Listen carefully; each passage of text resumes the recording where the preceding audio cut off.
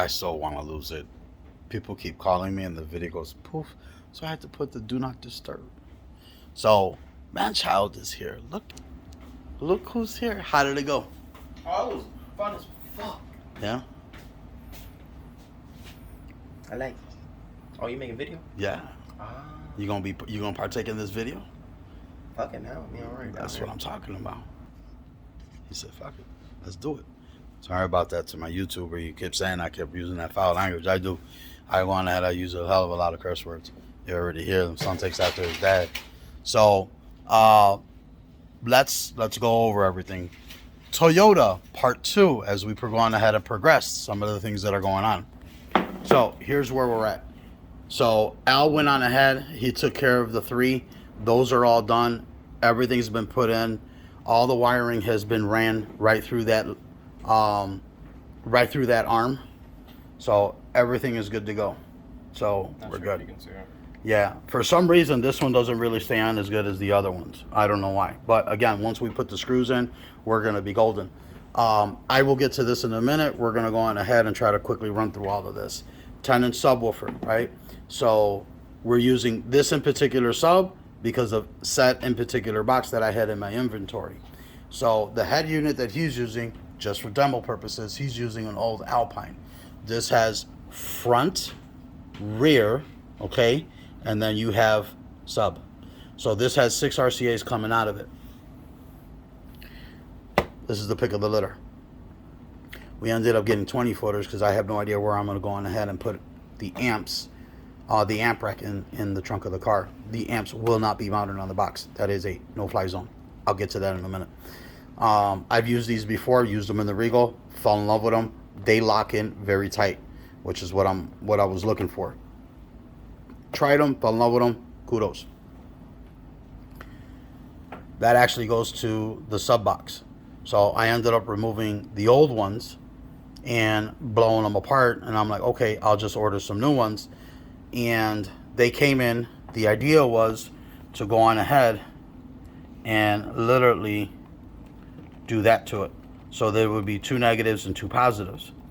So upon my discovery with what you're about to see over on this side, I'm like, you know what? Let's run back and let's do what I did over there to over here, and you're about to see. So again, this is what originally came on the box. It just so happens to be new ones. Figured out the thread sizing, got flange nuts, stainless steel washer, and that is what the inside of the box is going to look like. So I'll have my two positives and 2 negatives. That'll be my 2 ohm load, and then the other side will be a 2 ohm D4s. So the setup, I'm not sure how the hell this is all going to work out. I'm moving things around to try to figure things out. Where I want them, how I want them, how I want to display them, I don't know yet. So, but the battery, 2 amplifiers, fuse holder. This is what I was talking about. What this is, this had this in here. I took this one and blew it all apart. This is a dummy plate. What this is intended for is once this is in the amplifier, okay, again, demonstration purposes, I'm not going to sit there and finagle it in there. You guys get the gist of it. So in the amplifier, this will then go to the box. Again, banana plugs. Why I decided to go this route, something told me he's going to end up going on ahead and removing this box. Okay, there's the box. Those are where the ports are at for the terminals. From the calculations that I got, this is possibly anywhere between 34.5 to 36, roughly. So we're in the 30 range. We're in the 34 to 36 hertz ported. 1 cubic foot per sub. Again, more or less. Should he ever need to remove the box, he'll unplug it from the box, run the wires to the dummy terminal. This will keep everything safe because it's not connected to anything. That amplifier can stay live. It won't touch anything. It doesn't have to worry about cablings bouncing around, things of that nature. That is the cabling that I will be using for his mids and highs. Again, obviously I have a spool of it. I'm not going to sit there and run out and go get extra stuff if I don't need to. The RCAs, the bougie stuff, same brand, same everything, same connectors, just a lot more classier. This is really nice if you're going to do a much higher end install, which is what we're going to end up doing for the Taurus. This is actually for the Taurus. Again, another video for another day. You are looking at this right. That is a baby powder blue cabling. I'm going to go real slow.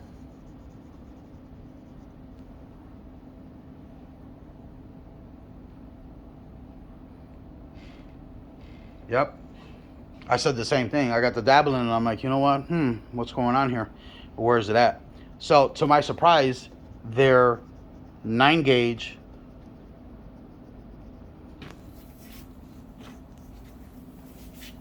is as big as Sky High Car Audio's 8 gauge. OFC 10 CCA. Great wiring, by the way. I bullshit you not, great wiring. We're using these on some Team 18s. He's got 4 of them wired at a 1 ohm load per side.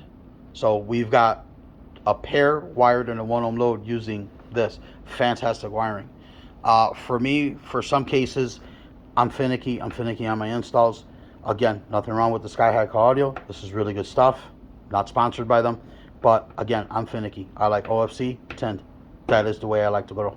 So I ended up ordering this. Move that out the way. I ended up ordering these.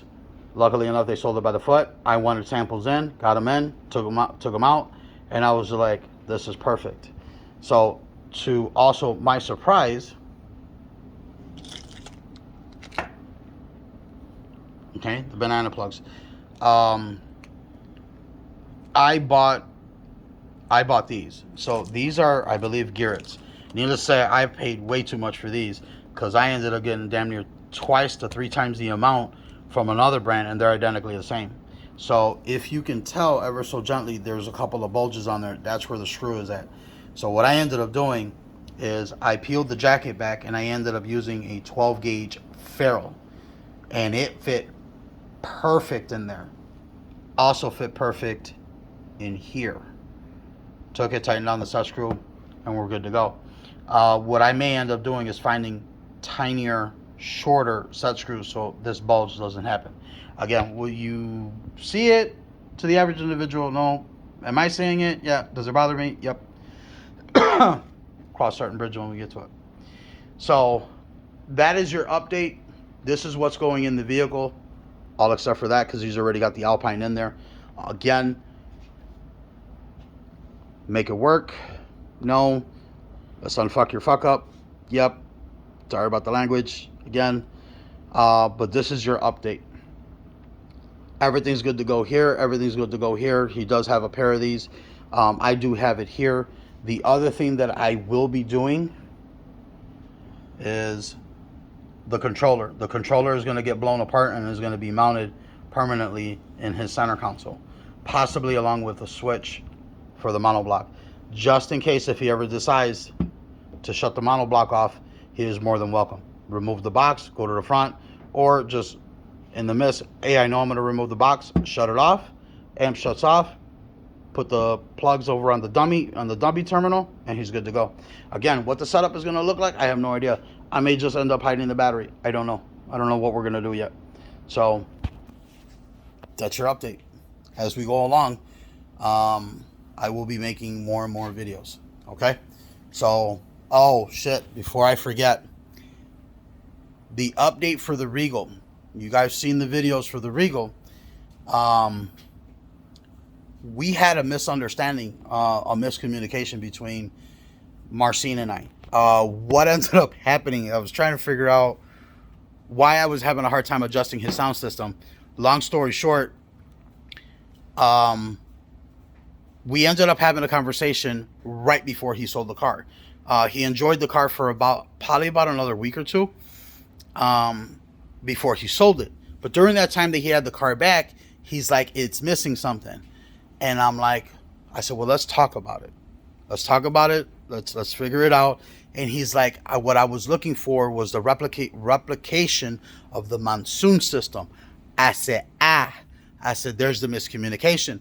I said that me over padding things was to give you more of a just slight mid, give you something more vocal, something midi, but you were going to get a little bit of bass. That was my understanding. I said, because I misunderstood you, hence the over padding of all 4 speakers. I said, what you can do is run to the back, right by the 6x9s, and pull the insulation out. Sure as hell, he pulled the insulation out, and it replicated the monsoon system. He said, holy hell. He goes, you should hear this thing. I said, well, there you go. I said, hence why I put the switch in there. Now, if you ever want to go ahead and enjoy music, you can, and still have the bass response of the monsoon system. Again, I apologize to him, Marcin, my apologies. But we ended up going on ahead and rectifying it before he sold the car. Why he thought I would be mad because he sold the car is beyond me. So he actually thought I was upset at him because my son and I actually were the ones who went on ahead and built the sound system for his Regal. And he didn't talk to me for quite some time. It wasn't too long, like maybe about a month and a half. And I'm like, what happened? He goes, I thought you were mad. It's your car. You did us the favor of always having our back, giving us free stuff. It was my turn to return the favor. We took care of the sound system. It's your car. You're free to do whatever you want.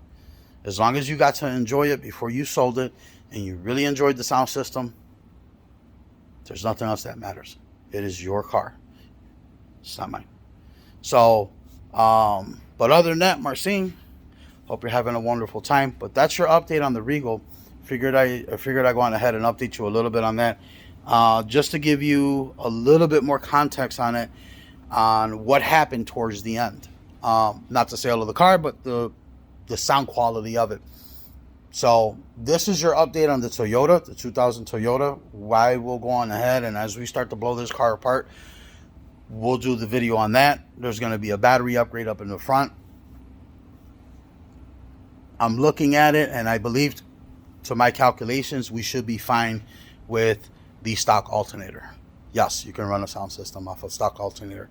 That's exactly what we ended up doing with Marcin's car. It was a stock alternator.